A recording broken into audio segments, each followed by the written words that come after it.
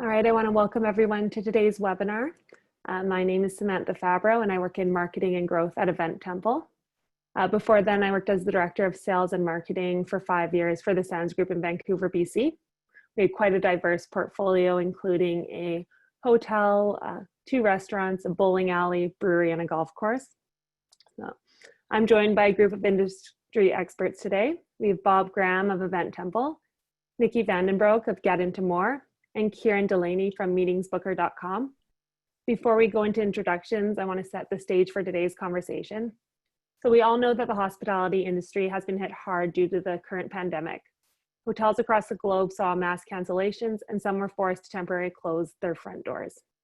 As we head into recovery, there are still challenges that hotels are facing to ensure the safety of their guests and staff while also running a business. In today's discussion, we'll be talking about current challenges within the MICE segment, as well as offering solutions and opportunities that hotels can leverage to cut down on costs and improve their efficiency to win more deals.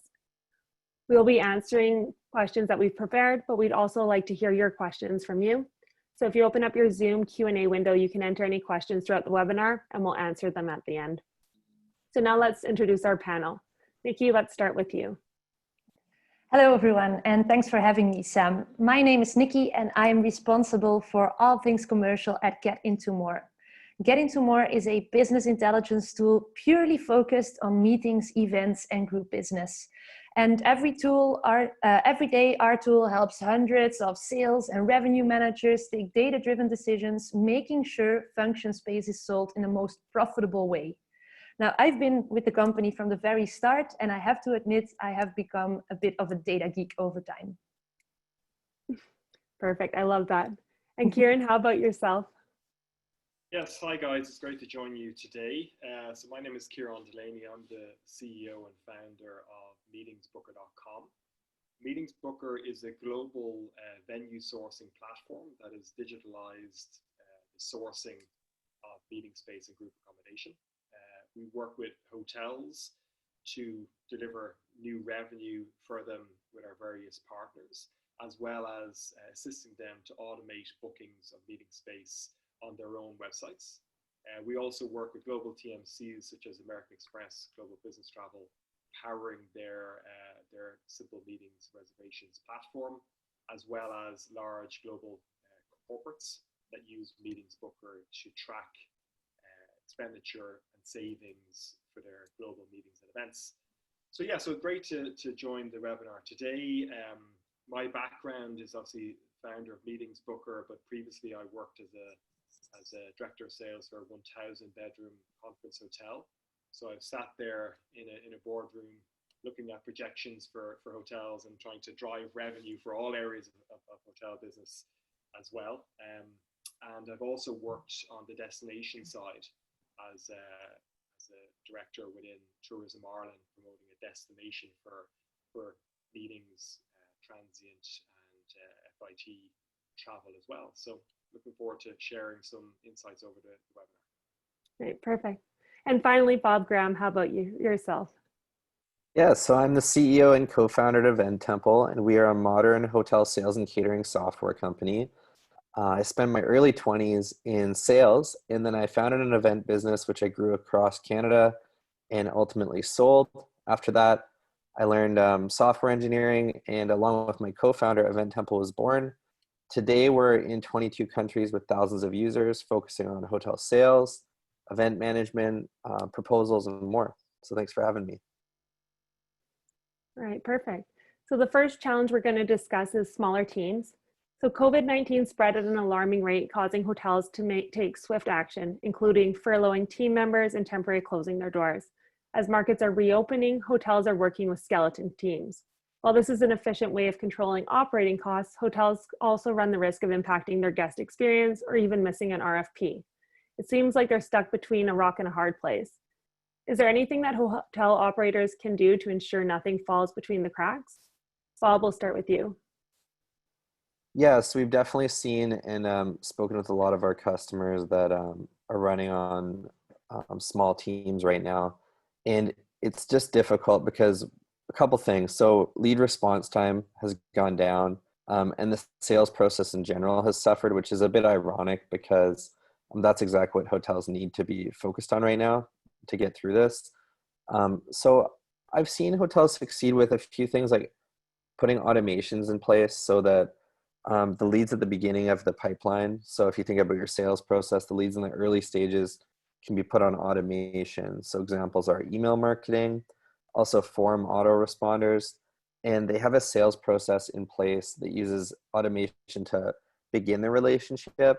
Once they've reached a certain level of becoming warm leads, then a person is taking over. So you can definitely use technology in the early stages to nurture new leads and also past customers. So put them on an email marketing program to build a relationship passively and check in and update them. Then as they're inquiring, getting in touch with a real person. There's also simple workflow automation software out there that we've seen hotels install for free or at low cost. The other big piece is having a database so that you can have all of those valuable inquiries in a central location. They're not getting lost in someone's email. So one thing we have heard is people are furloughed, moved to part-time hours, etc. A lot of those relationships are also stuck in their inbox. So bringing that out where everyone can have it in one place is something that I've seen work. And just, taking advantage of technology that other industries have already been using for a long time and putting them in the process at the beginning of your sales funnel. No, definitely. And automating those processes also allows you, when you do hire your team back, to spend more time with the guest and enhance that guest experience. So I can see how it can be a win-win as well. Niki, what kind of tactics are you seeing your customers do to work with skeleton teams, but also manage business? Yeah, well, fair points. And unfortunately, you're right. Many hotels have or will reopen with smaller teams than before. And I think there's two things you can focus on. First one, streamline. Sit together with your team and analyze all procedures and processes you go through on a daily, weekly, and monthly basis. And try to look for any that are highly labor intensive, manual, and not too enjoyable in the first place. Look for alternatives to automate. And to give an example from my personal past, I used to work in meetings and event sales, where I was responsible for creating a certain forecast report. It was super labor intensive because updating it was a daily routine. It was manual without the manual part adding any value. And I can definitely confirm it was not enjoyable at all. So this is a very good example of something you can easily automate at your hotel and venue. Now, my second point is to focus on consistency. I would recommend empowering a couple of people to advocate a disciplined approach, even though mailboxes aren't overflowing with inquiries right now. It's still better to spend half an hour every day than 1 day a week. And that for two reasons. Well, first of all, you are quicker to reply, and we all know the story about the first to respond being the most likely to win the business. I think this will gain importance because you will also have to reconvince your meeting planners and organizers that even though you were closed for a while, your hotel or venue is still a stable partner to work with. And secondly, consistency will make sure that your data stays clean. And well, if you weren't using data actively in your hotel before the crisis, now is a really good time to start, because data is the only thing that can help you understand the new reality we're in.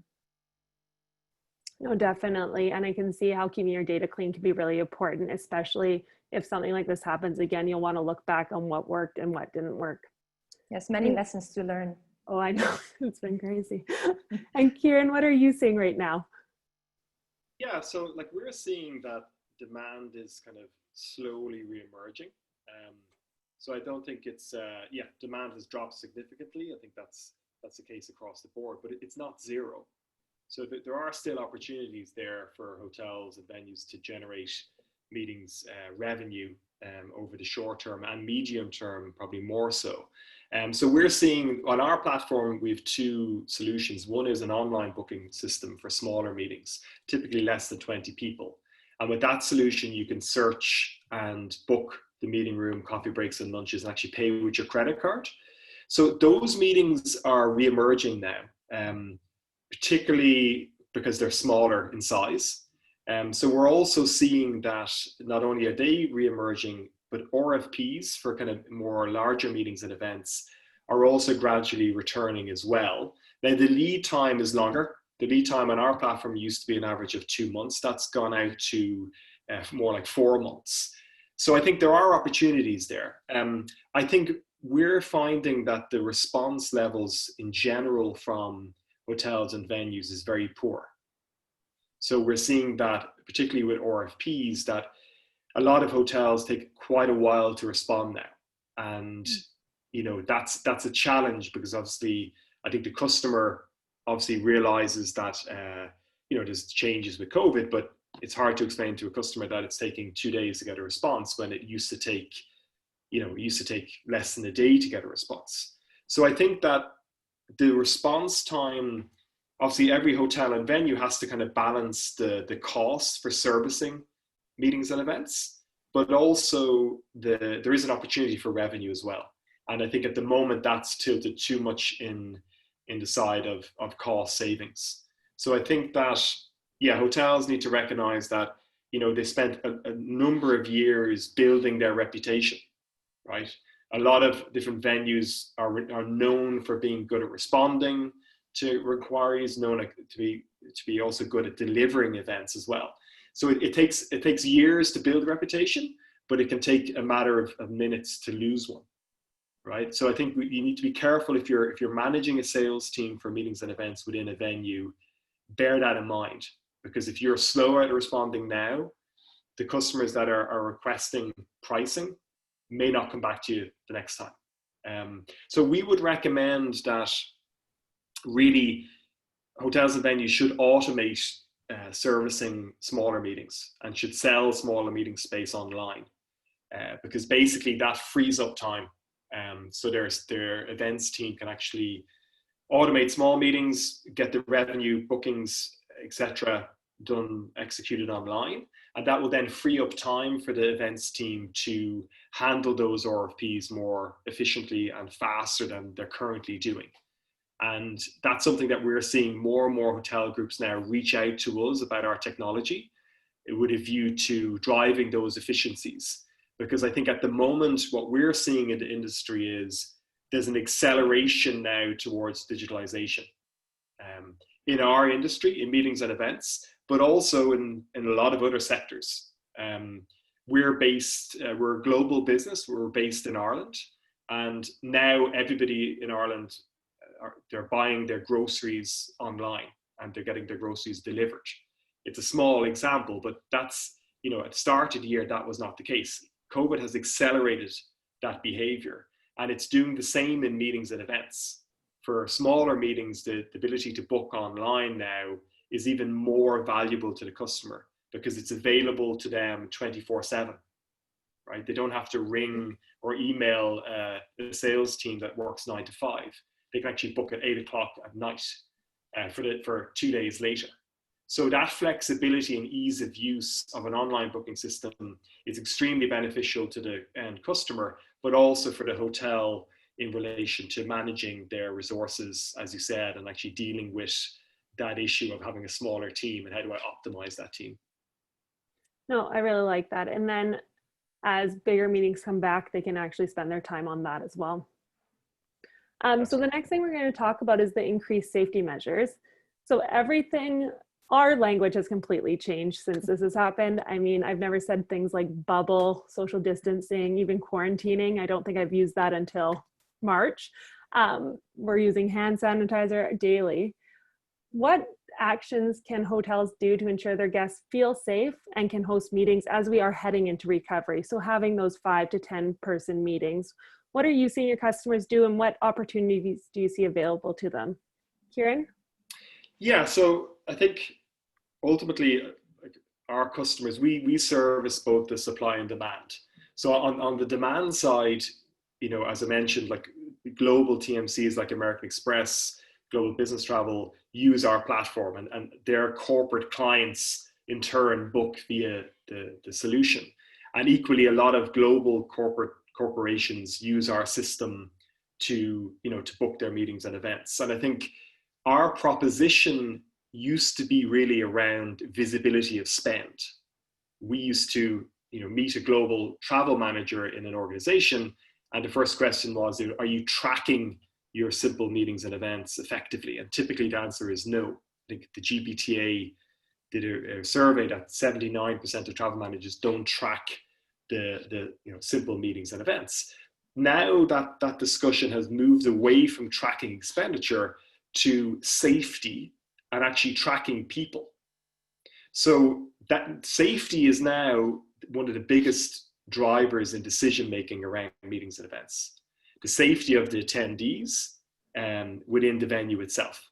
And with our platform, we also give the organization the ability to track attendees globally. So they can see on our platform how many people are in meetings across the globe for the next week or the next day. And that visibility is very important. So for hotels on the call, on the webinar today, safety is really, really important. And I think that, we've adapted our platform to cater for this. So for example, we've built in a system whereby you can search based on social distancing capacities. And also you can read the COVID-19 clean policies of the individual venues. So in August, for example, 90% of our bookings the user had actually searched based on additional spacing of attendees. And 60% of the bookings, the venue had presented its COVID-19 clean policy. So basically, if you haven't a policy in place in relation to how you're addressing cleaning, hygiene, social distancing within your hotel or venue, you need to get one in place immediately. And also you need to communicate that effectively across your various channels.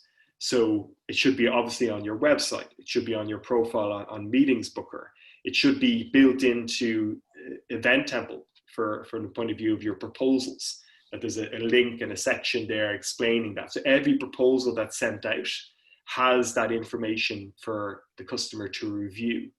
And I think that's really critical now for success. And we're working with all the major hotel groups to actually bring all their policies automatically onto our platform via API.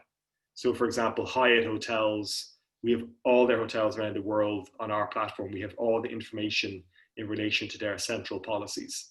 So I think that, that's something that hopefully most of the hotels and venues listening have already, actioned that. If you have, do a checklist of where that should be communicated and make sure you communicate it effectively. So your website for your direct channel, your email signatures, your proposals, but also any of the agencies you work with, communicating it to them. Also signage within the hotel and venue itself, obviously where the meeting is actually taking place, to give that reassurance to the attendees that the facility has the requisite policies that are required in that location. I think that's very important, particularly for repeat business, which I think also represents a good opportunity, because there's a lot more local to local activity happening now. So companies in the vicinity of your hotel or venue are booking at a higher proportion than international for obvious reasons. So that's a massive repeat business opportunity for the hotel. So having the policies on the ground effectively communicated is equally important. Oh, definitely. And I think we've all seen hotels they all have their safety policies, but it is that communication factor that will put them above the rest. Niki, what are you seeing your clientele doing right now in regards to safety? Yeah, I agree. Safety is a #1 focus point for all hotels we work with. And over the past few months, we've all become safety experts as well. So browsing through reviews on TripAdvisor or any platform really, it struck me that every single review had a point to make about safety, it being positive or negative. So this means that communication is key. Talk to the planners and the guests and ask what they expect. And then after, ask if their needs were met and if there's anything you can do to improve. This is something new that we are having to learn how to deal with. And for it to be a learning curve, we can only take feedback and learn from that as well. No, definitely. And a bad review is never great in the hospitality industry, but especially now, a bad review is around safety that could end your meeting and event business for the next definitely 1 to 2 years. Yeah. Yeah. And Bob, what are you seeing the Event Temple customer doing in regards to meetings and events? Yeah, so I was up at a small lodge here in Canada, and they had little cabins on the river, and they were advertising corporate meetings. And to me, that was interesting because obviously we work with mostly hotels, but we also have some venues. But I never, I'm in the business. I never would have thought that this little place had corporate meetings. And when I saw it, I thought, wow, this would be the perfect place to have a meeting right now. It's exactly where I'd want to go. There's lots of open space. It's social distancing, but it's the way it's laid out. That's all they ever did. So it made me think, who are hotels really up against right now? And also, what does the customer want? And it made me think, okay, hotels should rethink how they use their space. There's no reason that they can't do more with outdoor space or even indoor space, rethinking layouts, things like this. So I think just rethinking, who is your competition right now? What does your customer want? How has that changed? And how can you reuse your space? I also went to a large hotel. In BC, the social distancing is still in place, but there's very few COVID cases where we are, which is nice. Things have opened up a lot in our province. But in the lobby, there's a sign that says you have to wear a mask. And I was with my wife, and she's looking at her pockets, and she's like, yeah, I don't mind wearing one, but I can't find mine. So what should I do? So I think it's a great policy, but part of hospitality is, making it smooth for your guests. So maybe providing those masks there. The disposable ones is a good idea. Another thing I noticed is, some people do respond differently to COVID, whether you like it or not. It is a reality.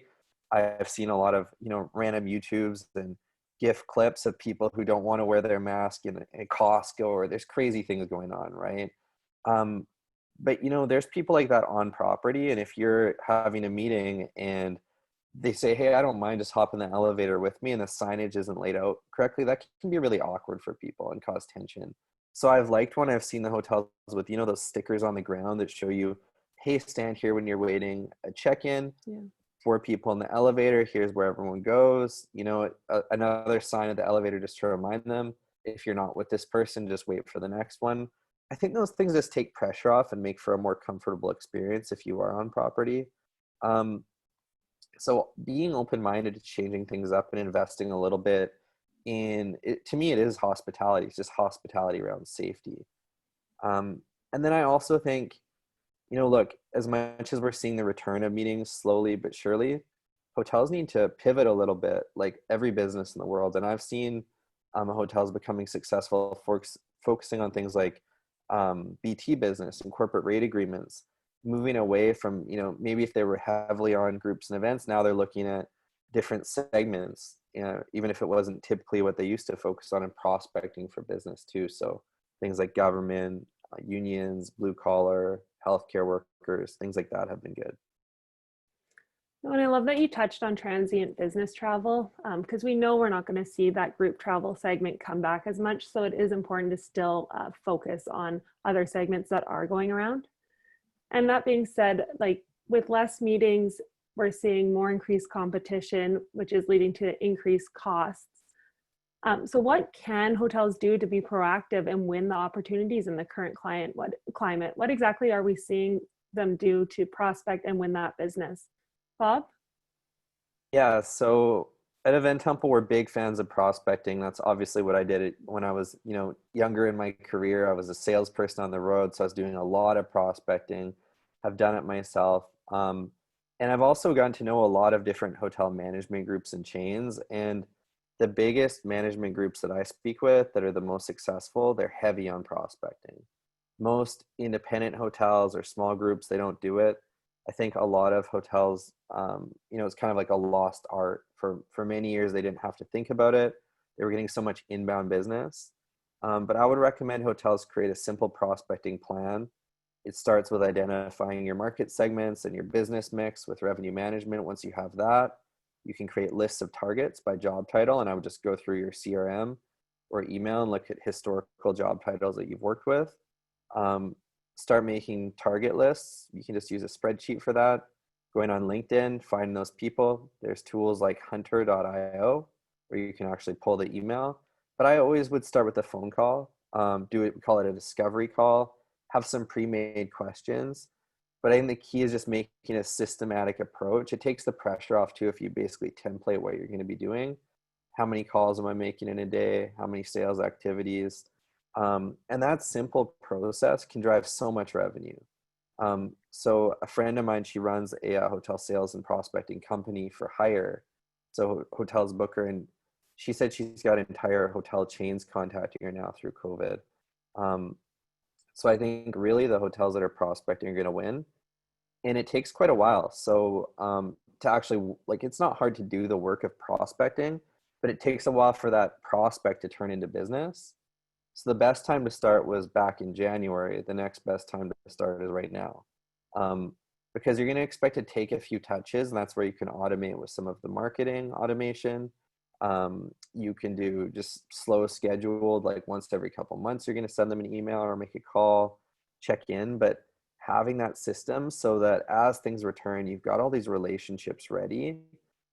And prospecting also teaches you what's going on in the market a lot. So you're going to be talking to people, getting a sense of where they're at. Picture those discovery calls as like mini 10-minute webinars like we're doing today, but you're talking to potential customers. And you can get a feel for what's this market segment doing, what's this job title thinking. And slowly you'll get enough data that your plan starts becoming more effective. So I would start by documenting a few simple steps, a few activity goals a day. And even if it's just one thing a day to start, that's fine. Then move it to 2, then 3, and you'll start to see results if you keep it consistent. But I've been really surprised at how, let's say, aggressive the big management groups have been on prospecting right now. And I think hotels need to think about that, because if you're not doing it, you're losing business to people that are. So would highly recommend that. For sure. And it is a skill. Like when I worked in hospitality, RFPs were coming in very steadily, and tourism in Vancouver was at an all-time low before COVID hit, or all-time high, before COVID hit. So prospecting wasn't something we actively had to do, but it is now. So I really love that you touched on that. Yeah, and I think it scares a lot of people, Samantha. Like people that haven't done it, it's terrifying to pick up the phone and make a cold call. My really quick advice there is just make yourself a little script and be human. Like you're just asking a few questions and think of it as a service call, right? Hey, I'm reaching out because, and give them the reason why. We've worked with other businesses like yours, or we've worked together in the past. You know, I just wanted to ask you a couple quick questions. Another really good tip I want to share with everyone is try to get to the word no, which is anti-sales advice. We're taught that no is so bad as salespeople. No is great because no starts a conversation. So if they tell you, no, I'm not interested, that's really easy. You can move on. You've done your job. That's not a target. If they tell you some form of no, this isn't what I want, you can find out what they do want. I'm not saying go for rejection. That's different than no. I'm saying try to find what they actually want. Sometimes when you're looking for yes, you're trying to push things on people. People do not like that. If you can go for a little bit of a no to find out the things they don't want and what's not going to work for them, it's a bit of a flip the script on its head approach. It takes a lot of pressure off, and you can find out, okay, so that's not what you're after. What are you after? And I think as a salesperson, it puts you in an approach where you're trying to help versus trying to sell. And that's ultimately way less pressure and much stronger. So just think of yourself as doing a service call, simple script, and that will help a lot. Yeah, no, that's really good advice. And Ciaran, what are you seeing right now? Yeah, so no, it brought back memories there of when I first started Meetings Booker and picking up the phone myself and ringing hotels. I think we started with no venues. Now we've 140,000 around the world. So, but I remember the first week, Bob, where I was like picking up the phone, and it's amazing when you work in sales and marketing, but actually it is hard to pick up that phone and ring somebody who's not expecting a call and chat to them. So some good advice there. I think that obviously we work with a lot of hotels that use our technology on their own websites, and we've learned a lot on our platform in relation to how to convert RFPs and what is needed to kind of help that process. So, last year we built in a chat system whereby the client can actually chat directly with the hotel or venue. And I think that's something that works extremely well. We also built in a system whereby you could see when the client logged in and viewed the proposal, and if they shared the proposal. So kind of like a HubSpot for meeting rooms and for event spaces. That works extremely well as well from the point of view of kind of having a pulse of the activity from the client in relation to your proposal. So yeah, I think that we're seeing, I suppose, there are, as I mentioned earlier on, there are opportunities. I think there's a different type of customer now. Hybrid meetings is something that has really grown in popularity as I suppose as a default, as an option in relation to COVID. So that's obviously whereby there might be 15 people in your hotel having a meeting, but another 50 people connecting remotely. So I think that represents an opportunity. So I think hotels should really kind of map out, I suppose, what they feel their customers, what are the drivers for their customers making a decision to meet in their hotel. And those drivers have changed. We've touched upon safety, obviously, as a key one. I think hybrid meetings is another opportunity that hotels should kind of look at. And if you're organizing a hybrid meeting, I suppose in your mind, you have questions. You want to know, does the venue have strong Wi-Fi, right? Which used to be something that, probably 10 years ago, that used to be a requirement and has drifted. But if there's 50 people or 150 people connecting to that virtual meeting, you want to be pretty sure that there's very good Wi-Fi in the venue itself, and there's potentially technicians on site that can also help if there's any kind of IT related queries. So I think hotels and venues should package that, should present that as a product, hybrid meetings in our hotel, and why you're the best in your area at that, why you're better than all other venues in relation to delivering hybrid meetings. We're seeing that there's an increase in bookings also coming through our white label solution that is placed on hotel websites. And we see that most of that growth is around local to local business. So I think that's something that should resonate in your strategy. And even with Bob's point about prospecting, is that the first point of call? Is it the local market that perhaps you've taken for granted over a number of years? Is that now actually the first place to start? Because there's a greater likelihood of them coming to your property. So yeah, so I think the local market, having a good solution on your own website to receive leads and to sell your spaces online. And also I think, that there are opportunities, there's ways to be creative and have, trial and error. For example, we've seen that quite a lot of hotel groups are now packaging their accommodation, their sleeping rooms, as kind of office space. So Accor Hotels recently launched a solution in the UK whereby you can basically book a bedroom in a hotel for 2 days and use it as an office space, which is a very clever idea. And it's something that we've researched as well. We carried out a survey recently whereby we canvassed hotels and venues on our platform, and we said to them, listen, would you be interested in trialing this solution and selling your accommodation as a kind of work/meeting space? And the vast majority said they were interested in doing that. And we also asked them, had you received any requests from clients for that type of product and solution? And 39% of them said actually they had received a request. So that's an interesting opportunity. It might be a short-term opportunity. It may not be relevant. It might be that your hotel already has recovered in relation to sleeping room occupancy. But yeah, it's an interesting opportunity and something that we've built into our white label booking system as well. So overall, I think, there's smaller meetings are definitely going to come back first. I think in general, I would give a kind of positive note that I think the market is digitalization is accelerating. I think we're seeing global corporations still investing in our technology. Actually, I shared with the team that we closed a new client today, so I'm particularly happy and smiley on our call.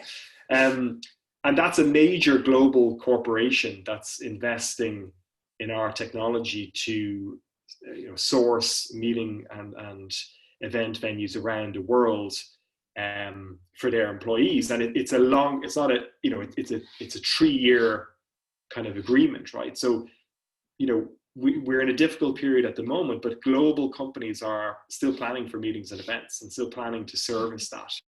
And what we all have to do is just cater the product effectively for the new customer and their new needs, I think. For sure. And we have definitely seen that agility with hotel tech firms kind of transitioning into this new world and being able to support the hospitality industry by changing how we do business. And congratulations on the new client. That's exciting. And Niki, how are you seeing your clientele creatively reinvent themselves or market themselves right now? Yeah, well, first of all, I love that plea for the lost art of prospecting from Bob. really love that. So what we see is, I think it's very important to acknowledge the current limitations while also trying to look for opportunities. So try to be as creative as possible with the resources you already have in place. And during this webinar, we've been talking a lot about meetings, but I know for a fact I miss going to events. And I saw a great example of creativity at a nearby business hotel. So this hotel is built in an atrium shape where you have where all hotel rooms have a balcony overlooking a courtyard. So they managed to organize a social distance safe party by setting up a DJ booth on the courtyard and selling tickets per balcony for people to dance on. Now, the tickets for this event sold out in no time. It was a huge success. And I think this is such a good example of a hotel team thinking completely outside of the box and delivering results in the most challenging of times. So that aside, as you said, Samantha, the current climate is quite competitive. And in a competitive environment, you can try to outrun the others, or you could try to outsmart them. I'm not the best runner, so I try to outsmart. And by outsmarting, I mean to be data-driven about your sales and revenue strategy for meetings and events, but also about every dollar you spend. So now looking at our customers, we see, for instance, that some of them already have more revenue on the books for April next year than they had at the same point in time 1 year ago. Now, one way to explain this, of course, is that this April, many events were canceled and postponed already with 1 year and already confirmed as well. And it's a super interesting exercise, actually, to go over all of these postponed events and to assess the likelihoods of them actually taking place. For example, a big international event is less likely than something local. And after doing this, you might be able to already spot some weeks where, again, like in the good old days, you have some time to optimize a bit. So just keep your data very close at hand. No, I love that.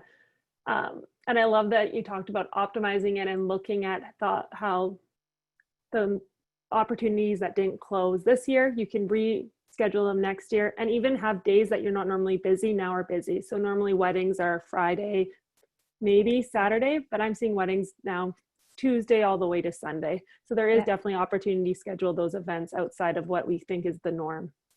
Exactly, and that's also something that we've seen in our tool. We actually developed a completely new dashboard for this. It's completely dedicated to lost and denied business. Just to help account managers go over the list, see what the opportunity was, and revisit the same accounts. Oh, that's amazing. So the last challenge we're going to talk about is uncertainty before we head into the Q&A. So Niki, what kind of changes are you seeing being accelerated due to COVID-19 and the uncertainty we're facing across the globe?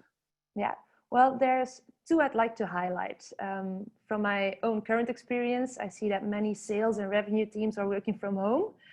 So there's an increased need for tools to provide insights without people being on site. And this is especially useful right now because even the most experienced the most experienced sales or revenue managers can't rely anymore on that gut feeling or prior experience because we simply haven't been through something like this before.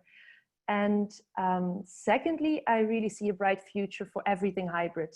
During the time we were all locked in, we adopted to virtual meetings, and now restrictions are lifted. I think we will see amazing events combining the best of both worlds with a limited number of people on site and, well, an unlimited crowd online. So really looking forward to seeing that picking up. No, for sure. And even what we're doing right now is a hybrid meeting. So yeah, I can definitely see those being the thing of the future. And then you have unlimited access to everyone worldwide, which is kind of cool.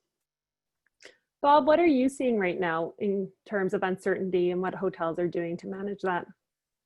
Yeah, so an article just came out today on Skift, and the title is The Event Industry is Being Confronted by Its Napster Moment. So technology is disrupting meetings and events, just like Napster disrupted the music industry, and it may never be the same. And I am quite optimistic. And when I read that, I'll be honest, it's interesting. I always do read it, but I kind of roll my eyes and I'm like, really? Is COVID changing the world forever? Like, it just seems so silly to me. I'll give you an example of why. In the 20s, I believe it was the Spanish flu. At the time, everyone thought, if you go back and read different people who reported at that time, they thought the world was ending. Hilton started during the Spanish flu. So everything you know about Hilton and their growth and Marriott's growth happened after their new normal. So I think that it's a little bit overblown when we feel permanence. And I know in psychology too, permanence is one of the things that stops people from acting. So if you think it's forever, you won't do anything about it. So I think it's good to get rid of that mindset, but I don't believe that you should be optimistic for no reason just because you wish it was a certain way. So I like data a lot. I would recommend hotels dig deep into their reporting. If you have a sales CRM or sales and catering system, this is what I would recommend is track pace on inquiries. And if you can, track it by market segments. So looking at, let's go back to March and run a report for all the inquiries you've got across market segment and tally those up, and then compare it with April, May, June, and see if you can see a growth trend in certain segments. I bet you will. Another thing you can do is you can go back to your sales activities, and if you track them properly, you'll have funnel-based activities. So that opening discovery call, and then the follow-up email, and then a connect call with an existing relationship. So as you get further down the sales prospecting funnel, you can basically score your sales activities. Like, this type of activity is only for a really warm lead. And you'll start to see them adding up. I'm also a fan of other people's metrics. So I would follow both Get Into More and Meetings Booker on LinkedIn and other companies too. I mean, I saw Stay in Touch, Muse, Apaleo, they all put out amazing reports of data they're seeing in their system. And you can see it across the world. And these software vendors, I mean, just talking to Niki and Ciaran has been fascinating because they have all these insights. And when you start to connect and put them together, you see like, oh, wow, we have a lot of unique data across these different software vendors. Also just having conversations. So like I say, if prospecting makes you nervous or you're not really that kind of person, how about one where you're doing research? Pretend you're researching for a newspaper or something like that. What would you ask? You can even start your calls that way. Hey, I wanted to reach out, see how it's going for you. Can I get your opinion? People love giving you their opinion. And if you get enough, you'll be able to put a picture together. So I'm a big fan of data. And I can end that by saying, when I was at that hotel last week here in BC, I just spoke to the front desk agent and I said, hey, has it been busy? How's it going? And immediately he was like, oh yeah, it's the same occupancy level as he literally used these words, as last August, and ADR is the same, as if I would know as a guest, and he was so excited. I could tell he just probably left a meeting. And I was like, oh yeah, I'm in the industry, so I know what that means. And he laughed. But it felt like things were coming back here. And so you can get a bit of a pulse on it. And I like for the, for optimism, just learning about Europe, Asia, different regions, how are things. So if they're not happening for you yet, they are happening other places. And I think it's really important to see that so that you can see, okay, I need to not get drowned in negativity, or there's nothing I can do. I'm just going to wait. There are things you can do, and little tiny things make a huge difference right now. So I would just recommend those reports, data, and talking to other people. And if, even social media is a great start to follow some of those channels. Oh, definitely. And Ciaran, what are you seeing? How are you seeing hotels not waste this crisis and kind of look at it as an opportunity to renew their business? Oh. Yeah, I'll put myself there. You on. go. Yeah. I was too captivated by Bob and Niki there. I forgot I was on mute. Yeah, so I think, listen, we're seeing a convergence of meetings and the workplace. And I'll give you two examples of that. So one example is a global oil company that is using our platform. And it's the typical use case is that their PAs and admins and marketing executives and meeting planners all have a profile, and all like hundreds of them around the world are registered on our platform and book meetings and events. Whereas now we're talking to them about the remote workforce, right? So all of a sudden, a huge proportion of their employees are working remotely. So now the discussion is, right, well, here's, we have a platform here that allows people to find venues and have meetings, whether it be for 2 hours or 2 days. And that's a whole new use case. That's a whole new use case for us, right? And I think that's the same for hotels. So the meeting space kind of used to be kind of a meeting space product as such, whereas now I think the workplace is converging with it. So we're seeing a lot of bookings whereby 2 people are booking a meeting room for 2 days, 3 days, and that's actually a kind of a project meeting. They would have previously gone to their office to have that meeting, but they're working remotely. And I think also that's a very fluid. It's a very fluid area. I think that like we're probably 6 months now into the pandemic itself. Personally, I feel the first 3 months of that, or maybe 4 months of that, remote working was deemed to be very positive and very, very positive. And you could see on LinkedIn and in the media that there was a lot of news about how people are, enjoying it, etc. Whereas now it's kind of shifted a bit more towards, well, is it actually perfect for every type of division within an organization? Forbes, for example, recently published an article saying that, in complicated projects, it's actually proving difficult over the course of a longer period of remote working to actually manage projects with teams in different locations. Also, we're seeing some articles emerge that the natural transmission of kind of information within an office has been removed now, because you no longer have a cup of coffee, in the canteen with a colleague you never met before, discussing a client that you didn't know about and learning something. So I think gradually the remote working environment is going to change, and I think it'll become probably more of a hybrid type of solution whereby people work remotely, but they also have capability to connect in person with colleagues, either in an office or in many cases also in hotels and venues. And I think that's something that we're watching very closely, and actually we're seeing clients talk to us about it on a regular basis. Another example is another major corporate client that are planning to now close 10 offices. And they're thinking, well, we can close 10 offices and actually use Meetings Booker for our regular team meetings, because we can go onto their system and book a meeting room for 2 hours next Monday in the Hilton Hotel. And that 2-hour meeting will cost X, whereas our office space is costing us, considerably more. So these are all areas that hotels should watch and kind of respond to. And I think this kind of change was happening already. It's just accelerated.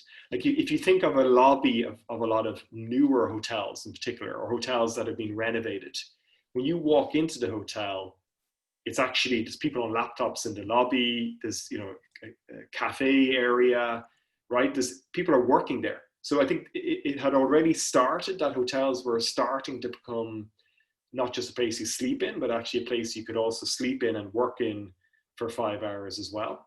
And I think that's going to accelerate. And that's a really exciting opportunity for hotels to tap into that, that market.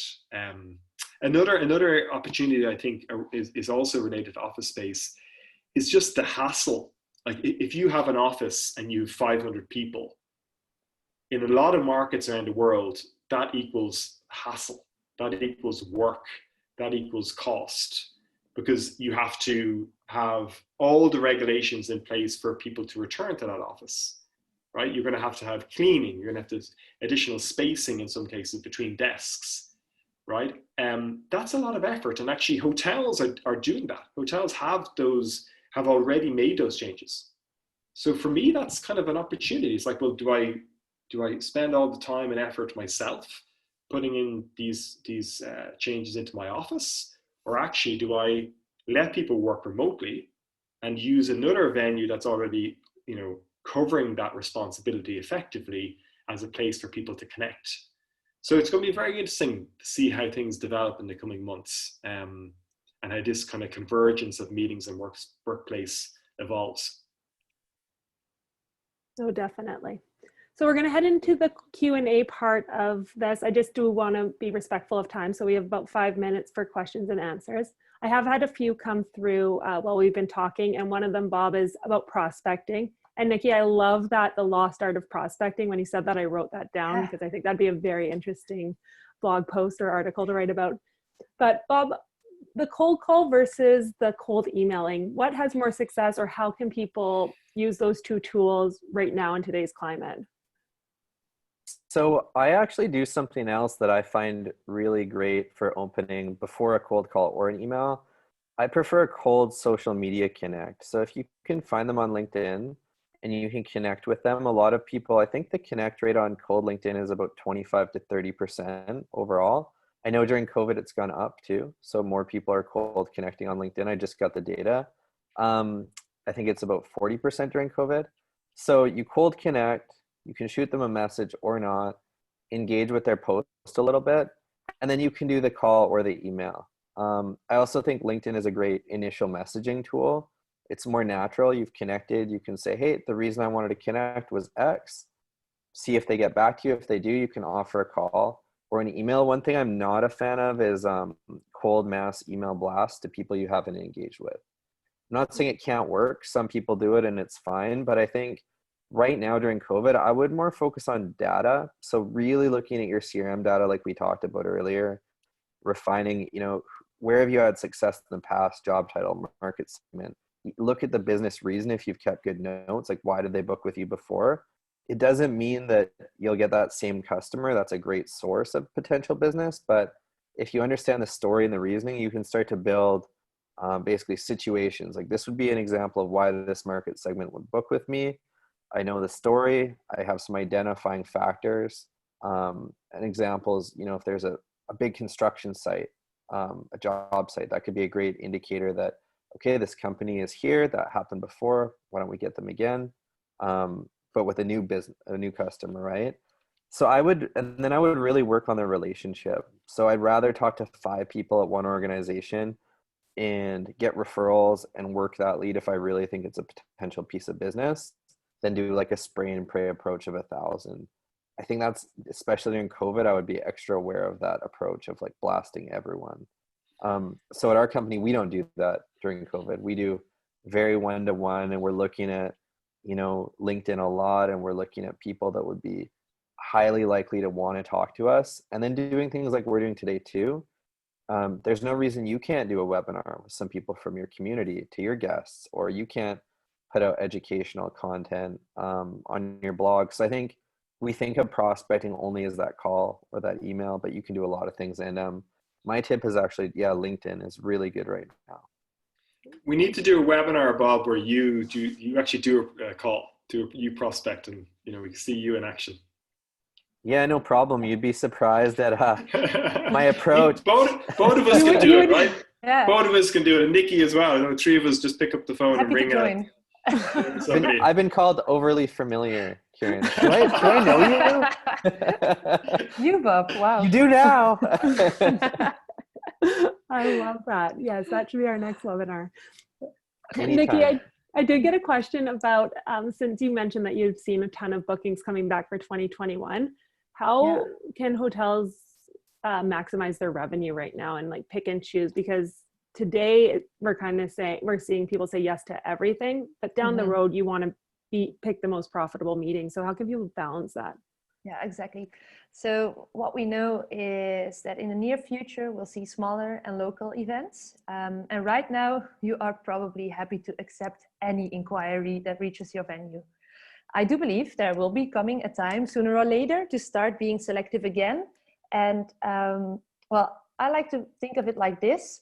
Before COVID, we were on the ocean on a sailboat and we were trying to hunt for whales, not hunt whales. Let's see, we were trying to catch them without hurting them. So let's say big events, multi-day conferences, and so on. And now we are no longer sailing on the ocean. Our boat is now on a lake.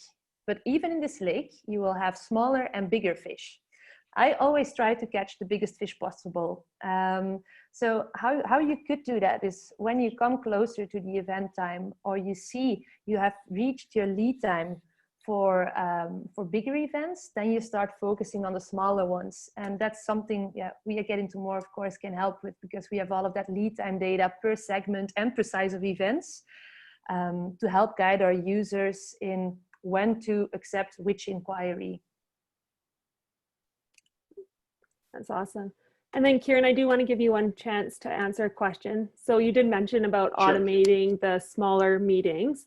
Are you seeing any bigger meetings come through, and what is the lead time for those? Yeah, so for online bookings, we are seeing a lead time of 11 days, which is pretty short.